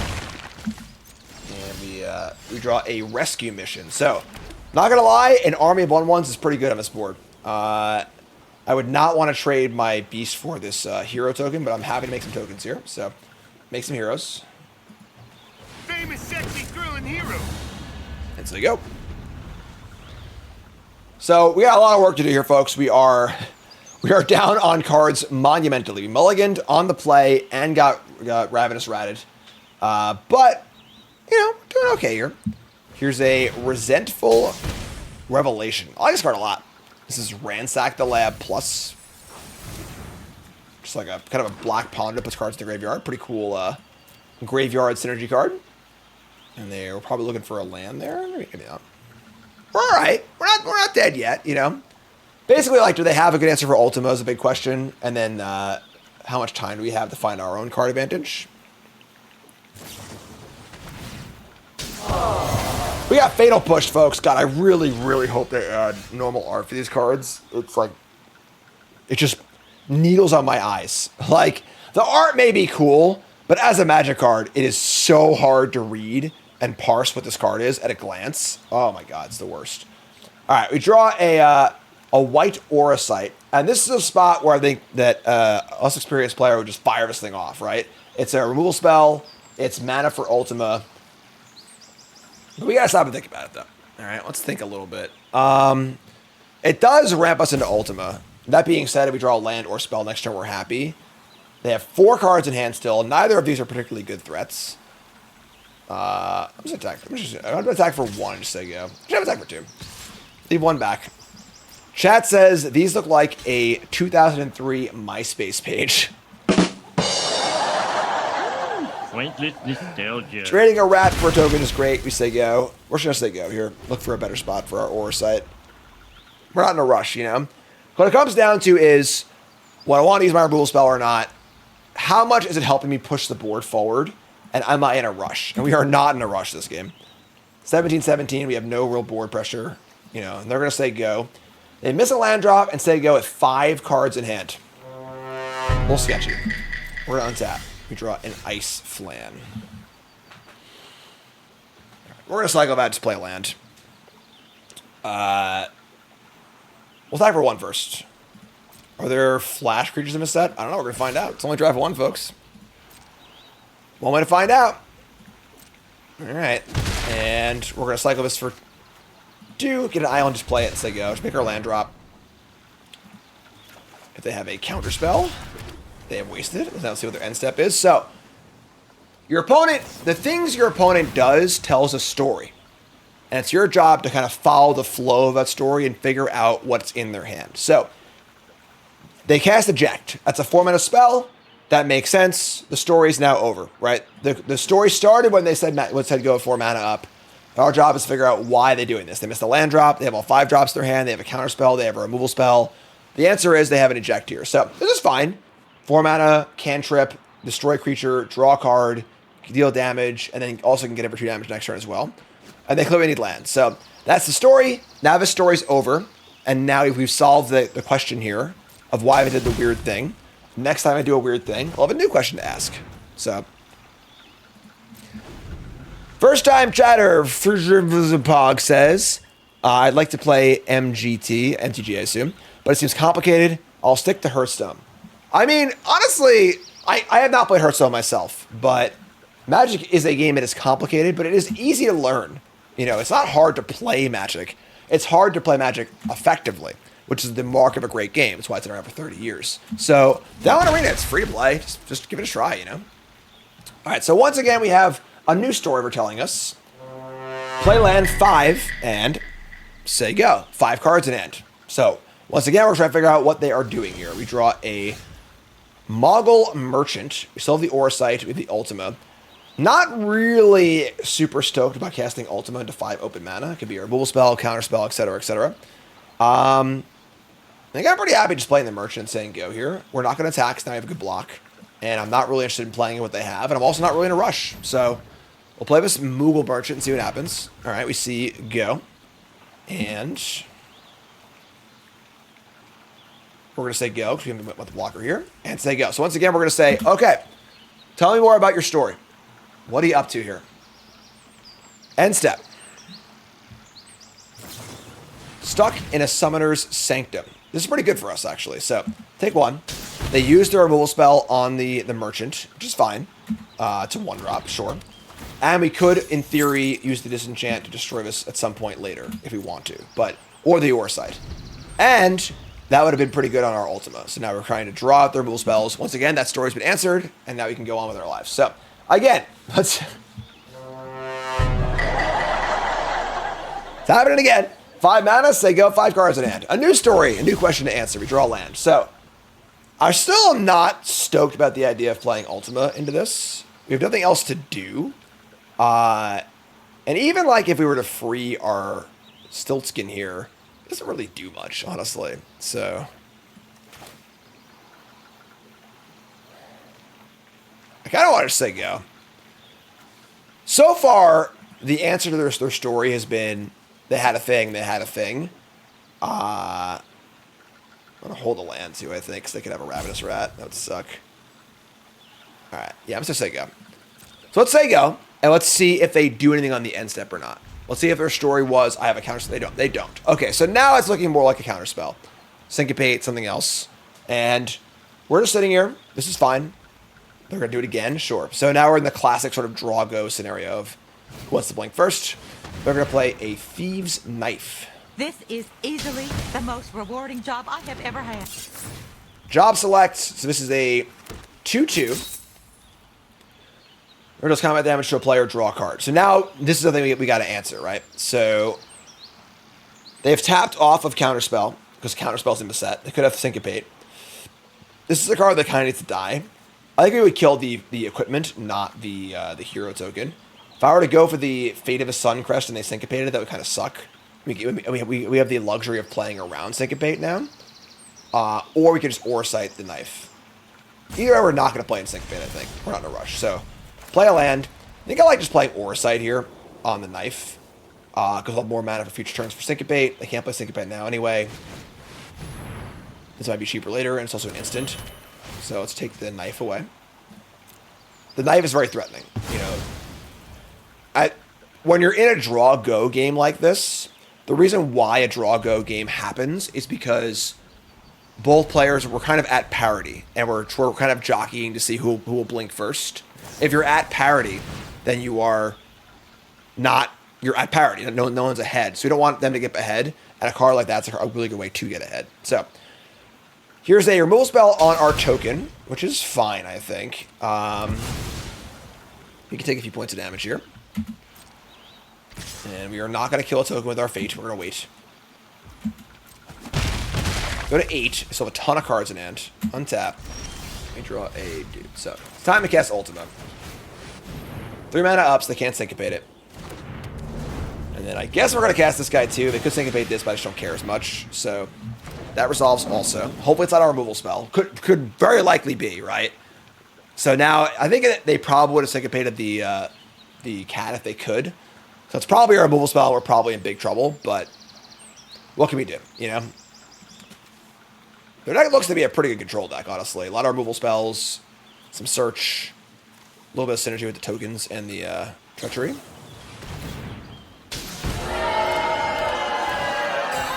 So the only good news here... Oh my god, never mind.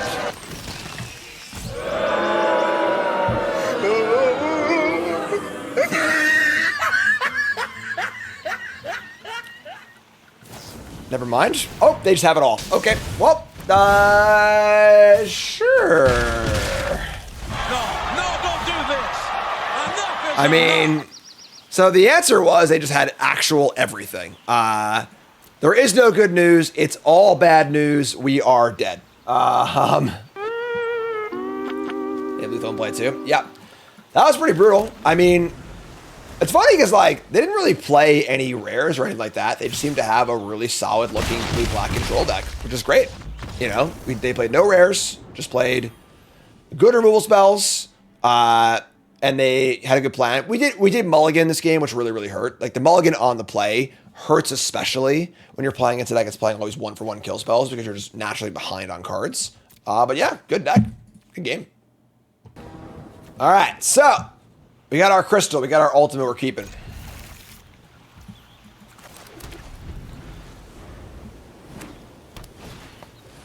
Oh no, this card is something else.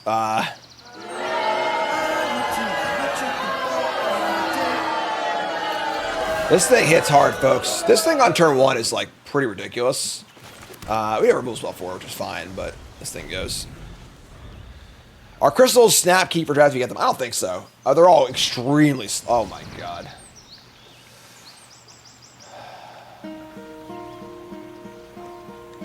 Hello, darkness, my old friend. Okay. What's up, Malouz? Funny crossover. You work at Riot and really enjoy watching your stream. Did you see me on campus? I was there all last week.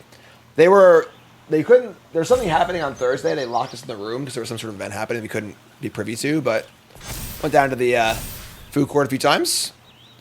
All right, so that's pretty gross. I mean, we're gonna kill one of them.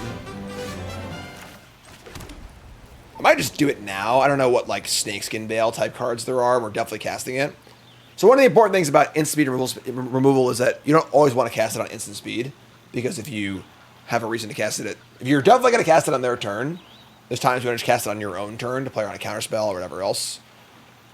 Protection Magic is not a white card. I'm just going to cast it now. Goodbye, bird.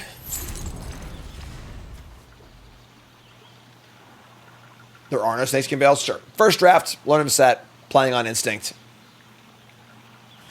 We have Wind Crystal next turn. Oh my god, is this a constructed deck? What is going on? Here's Sarah Farron, which is this is like not that good in drafts in theory. Makes legendary cost less, 3 more legendaries, you can flip it. And we're just gonna cast the crystal. And we're gonna say go. Crystals are, they seem better in sealed, you know?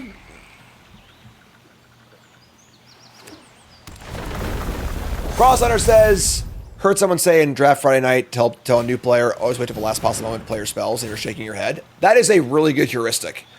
Like, if you're just explaining the game how to play instants to a new player, that's a totally fine thing to say. That's totally fine. You know, learning how to play your instant spells at sorcery speed is like a more advanced thing. For a newer player, playing your instant at the last moment is a great place to start. Malalas, tell us whether or not Riot plans on having draft mode. I don't know, so I'm going to say nothing. Delivery Removal goes to get a... I mean, there's just like this insane draw. Like, they are just coming at us. All right, well, we're going to play some spells. We're going to play the Villiers and the this thingy. I had Pump Spell up, I think. If I play Ultima and they just remove it, it's really bad for us. We're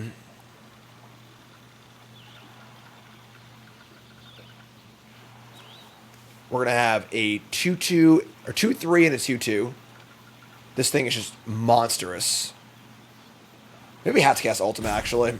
Just have the blocker over the flyer, hope they have nothing.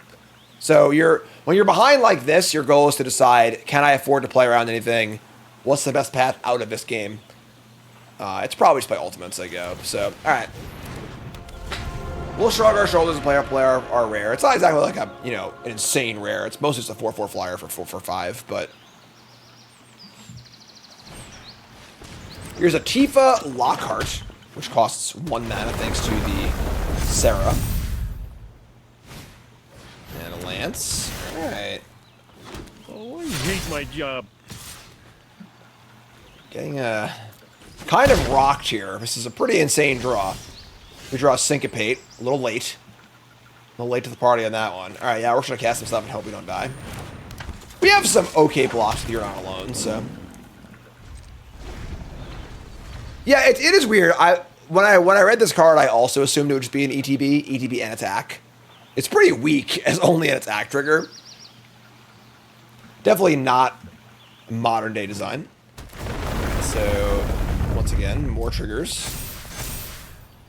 This card is, I'm very curious in a week or two to look at the win rate on this card. I would not be surprised if this card, opening hand win rate on this card is through the roof. So we have the flyer equip onto the chocobo. And the equipment is functioning perfectly. It's 6. It's actually going to work out really well for us if they don't have anything. Them attacking with this delivery Moogle, though, does not make me confident they don't have anything, though. Alright. So, I am very confident they have a trick here, and we're going to get blown out. But at 8 life, we really can't afford to play around it, so we're not going to do that. So,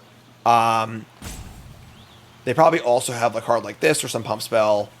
Yeah, we're super dead here. But if we block the Moogle, we just die anyway, so just gotta make the face-up play and probably die. They're passing a damage, so we're gonna. There's no reason to do anything yet because we haven't done anything. So we're gonna pump. Inconceivable! All right. Sure, we are playing in bronze. Could have fooled me. And they mill over another Sarah. And we draw a thingy. All right. I mean, sure. So you're telling me there's a chance? That's great. They have a land in hand. They have a card in play. They have this lance, which is pretty annoying. So they can give flying to anything. But that being said, they're not really pushing through super well. And we have a tapper. And we have a removal spell and a counter spell. Okay. Play a land. Landfall up. Tifa doubles. Could have put the lance on here to double it to 4. Chose not to. They're going to put the lance onto the Moogle. And they're going to try and move to combat. We'll just tap it with the this guy. We're going to hold on to this removal spell, I think. Also keep our syncopate up.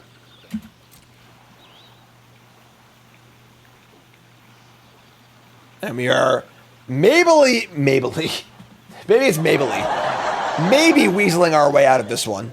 We're going to untap. We also can activate the crystal and just get flying and lifelink and just deal a bunch of damage and gain a bunch of life, which is kind of cool. We do have the mana here to cast this Summoner Sanctum on the end step. We'd probably want to put it on Tifa?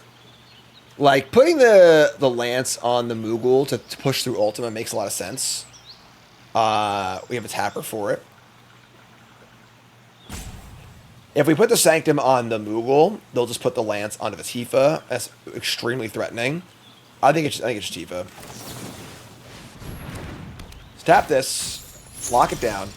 We draw a Moogle Merchant, which is not. Honestly, it's actually pretty good right now because once again, you can give your opponent control of the auras. Nothing changes, but you draw a card, which is great. So I think we're actually okay here.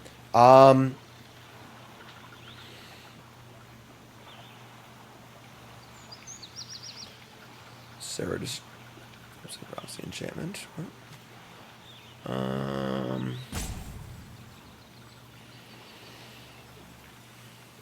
got attack here too. Let's play this guy. This has vigilance, and Ultima can get in. Ultima can also target our own lands just to like give us more mana for Syncopate and the Wing Crystal. If I attack like this, we just tap the flyer again. We have blockers on the ground. I kind of like that, actually. On attack, target this. We have Crystal next turn. We also have the... Because we have a lot of, like, activations you want the extra mana for. So...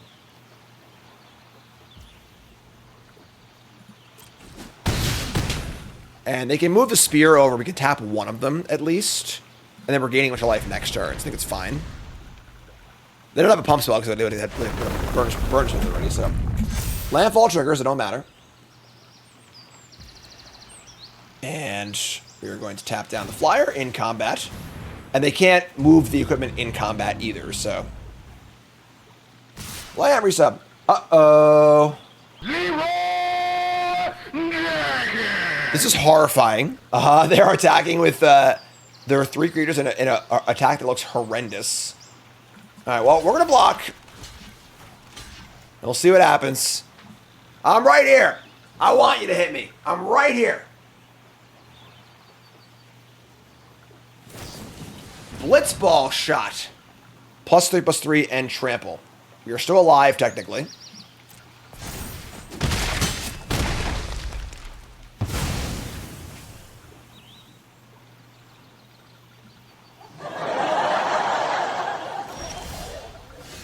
You know, I just do things. All right, so this feels like a bronze game. Our opponent has drafted a very good deck, but they're kind of missing their spots here and there. And again, not making fun of our opponent, but I'm going to point at the mistakes so you don't make the same kind of mistakes. All right, so casting a pump spell for non-lethal is a thing you should almost never do, period, end of story, full stop. Unless you have a really, really good reason to. Because all you're doing is letting your opponent know what kind of danger they're actually in, rather than having them think about the fact they might be in danger, you know? So now we hit the jam, get a million life, and the game's pretty over, I think. We have enough mana to... we have 2, 3, 4, 5, 6. We can do it once. I'm going to leave back the merchant, I think. So, let me get Ultima a land. Yeah, so let's activate the crystal.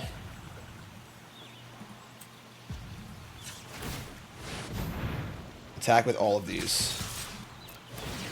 Blight counter this. Oh, this is, no, it's not penalty. Yeah, so good. They go to 2. Didn't draw creature, which is fine. We go to 23. Now we're just like, now we're off to the races.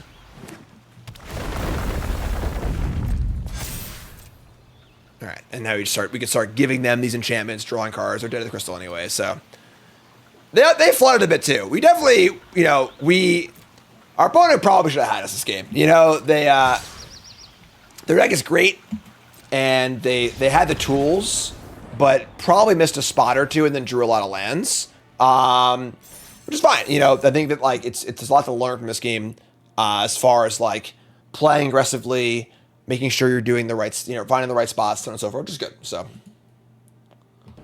all right, ooh, this hand is nice. We got Saram into a staff. I actually would really like to draw any other 2-drops. I can go 2-drop into 3-drop into Saram staff in 1 turn.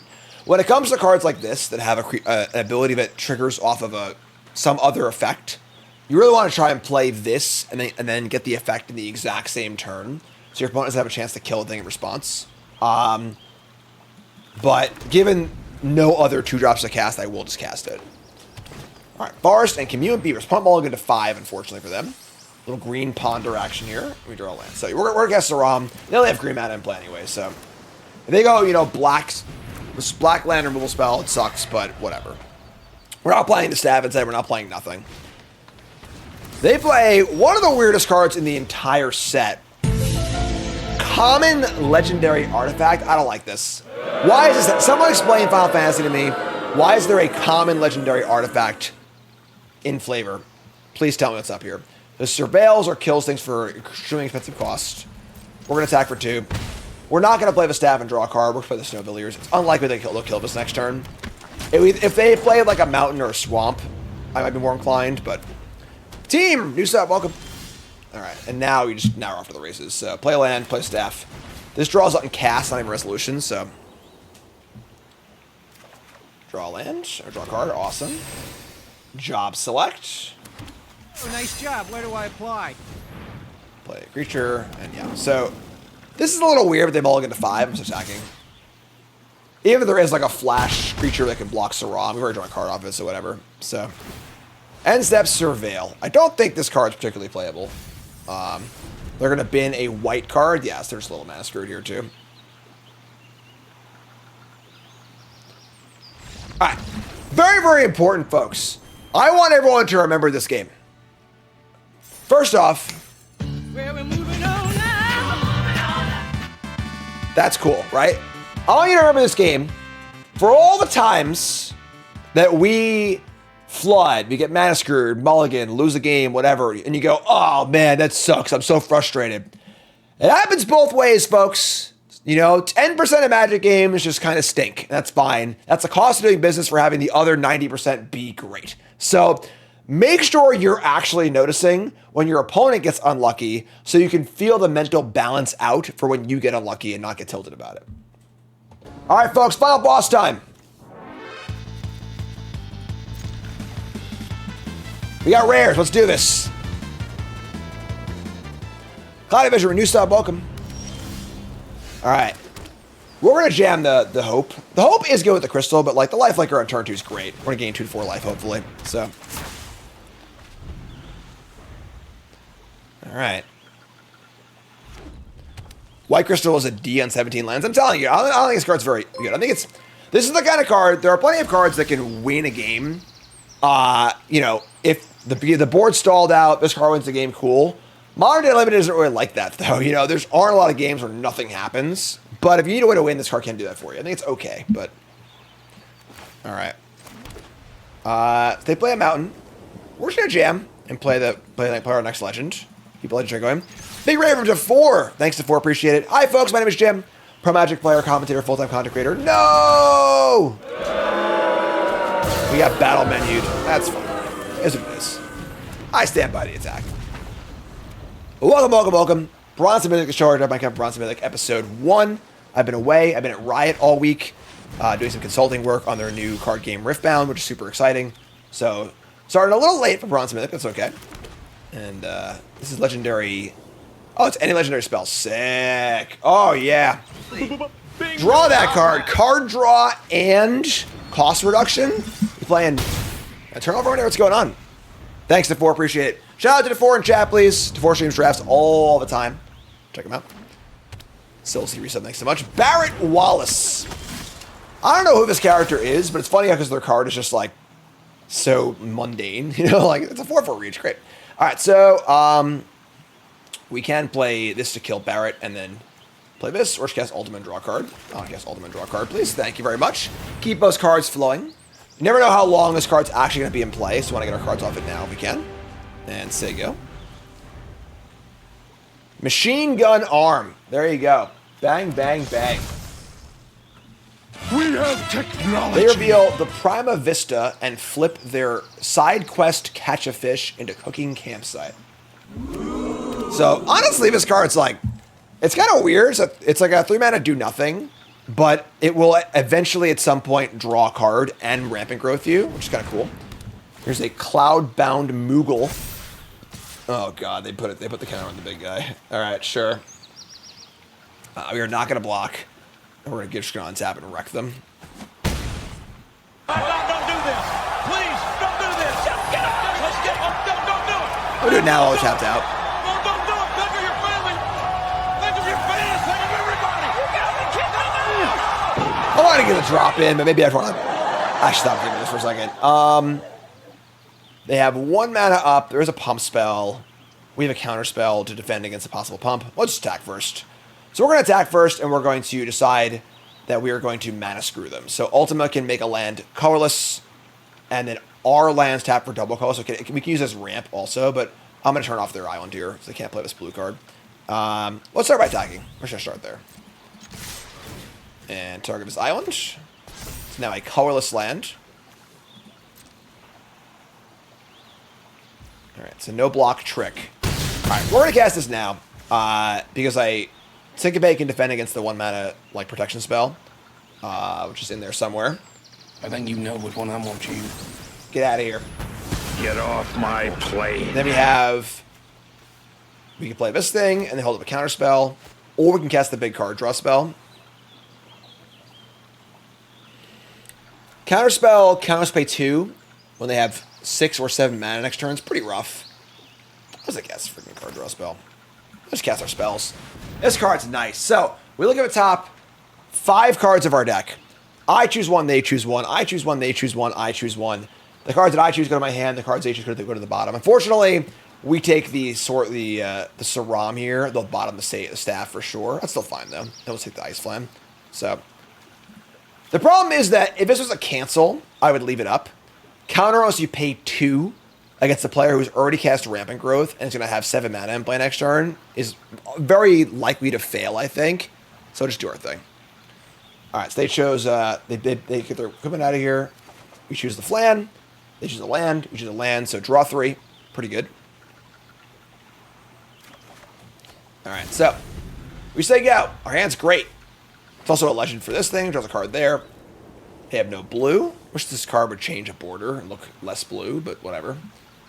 It's UI stuff. Can't control that.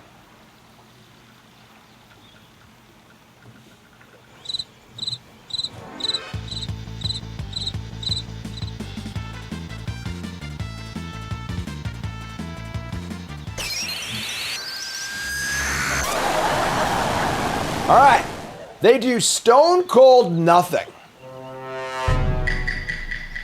Sketchy. We're going to play a land. Having a counterspell is super nice. We're going to play this Sram draw card first. It's 1 mana, so 1 mana draw card.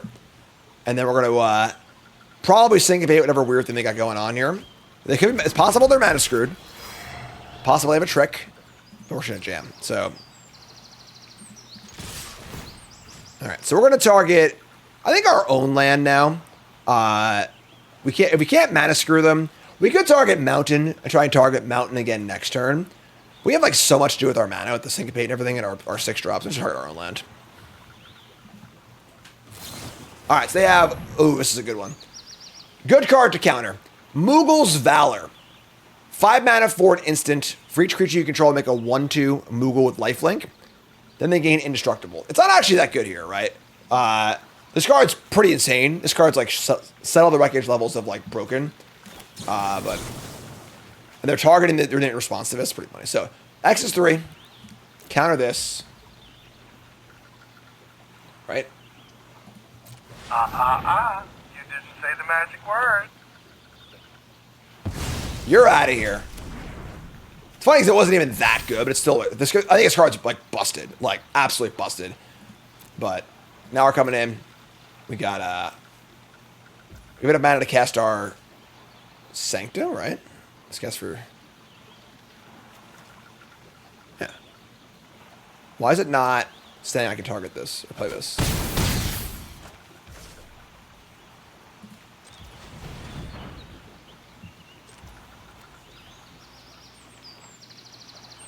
Oh, it's up. Oh, right. Never mind. As I said, I really wish they would change the color of the border to be colorless because I'm an idiot. I don't know what's going on. Yeah. Right? Welcome to the show. That being said, we're still winning, so whatever. Scoreboard, etc., etc. Cast a little cat beast, the past turn. And say go. Sack of food. Good 6, sure. It's campsite. What's campsite do? Sack an artifact, put a counter creature you control, sorcerer speed, sure. What game has better fishing side games, Zelda or Final Fantasy? I spent a lot of time. Up. We also won. Oh, it's Lightning Helix! Oh my god! Trophy in the first draft. You love to see it. All right, folks. There you go. Trophy in the first draft. Final Fantasy. We have a lot of rares, but there are a lot of rares in this set in general. We got, what do we have? We had 1, 2, 3, 4, 5. Oh, we never whaled. Aww. I forgot we had the whale. This card is so much fun. Now I'm sad. Was it 5, 6? A lot of rares, but yeah. I mean, this looks like a first draft, right? The blue-white archetype is typically artifacts in this set. We were not an artifact deck. We were both just a white deck with a few blue cards.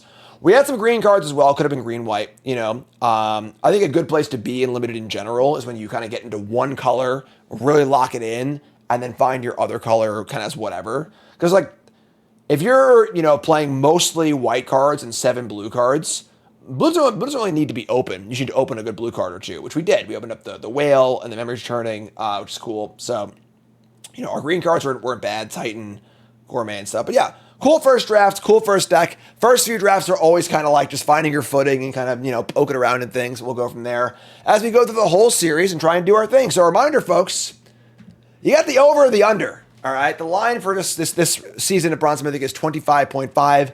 How many drafts to Mythic? You want the over or the under? Leave a comment in chat, a comment in the comments, and let me know if you're an over or under believer. And last set was 23 drafts, and we're going to keep on rocking and rolling. So, more to go on stream. You two folks love you. Like, comment, subscribe. Bronze To Mythic. Let's do this.